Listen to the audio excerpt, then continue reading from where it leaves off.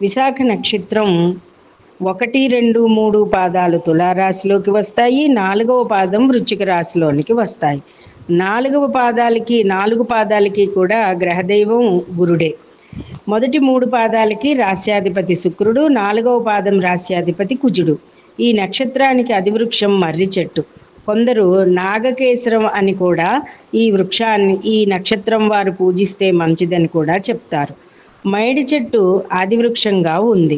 గురుగ్రహానికి మేధా దక్షిణామూర్తి ఆరాధన విశేష ఫలితాలను ఇస్తుంది. దక్షిణామూర్తి వటవృక్షం కిందనే ఉంటారు. వటవృక్షారాధన విశేషమైన ఫలితాలను ఇస్తుంది. మనం ఇంతకుముందు కూడా మర్రి చెట్టు గురించి తెలుసుకున్నాం. మర్రి వృక్షారాధన చేసినట్లయితే త్రిమూర్తులను కూడా కొలిచినట్లే. మర్రి రావి కలిపి దేవాలయాల్లో స్థాపించడం, ఉద్యానవనాల్లో స్థాపించడం వలన మంచి సుఫలితాలు వస్తాయి.